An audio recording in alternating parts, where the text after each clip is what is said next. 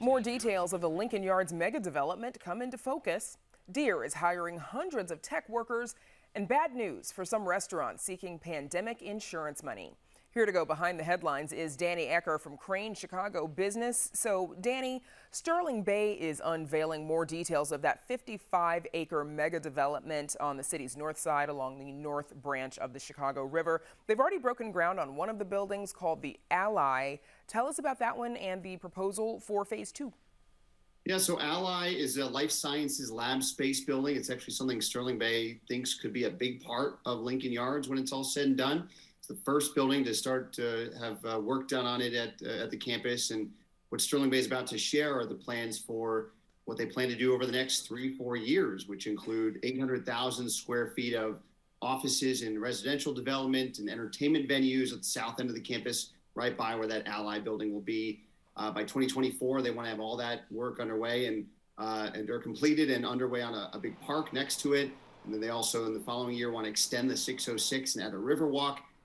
There's a lot that they want to do, and they're trying to cram it in here over the next few years. And they don't need city council approval for this, remember, because they got approval back in 2019 for the master plan. But the challenge certainly will be, can they find users and can they get financing to do all this work?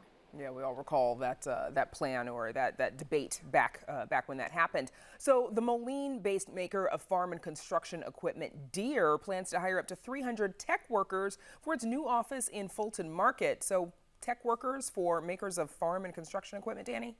Yeah, there is an increasing tech need, I think, for companies that people don't necessarily associate with software, development like Deere.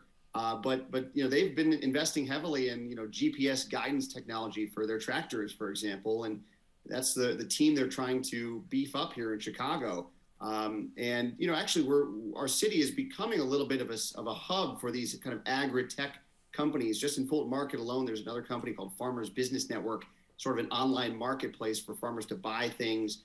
That's in Fulton Market. There are companies like Deere. Deere's probably the highest profile one thus far that are in agriculture and are focusing, saying we need tech talent, and Fulton Market in Chicago are a good place to find it.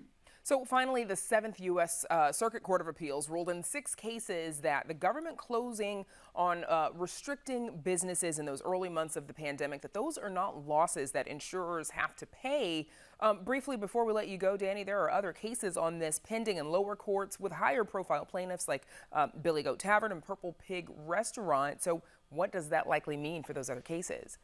Yeah, well, it's not good news, obviously, for the restaurant groups like that. Certainly, every case is different and there are different restrictions, different states, but generally courts are reading this as saying these restrictions still allow businesses like those to, function in part. Restaurants could do takeout orders. And so they're basically saying, these are not things that insurance companies generally are going to be on the hook for. It's great news for insurance companies that we're facing huge payouts in some of these cases potentially, but certainly not welcome news for restaurants that are still trying to just recover from all the crisis.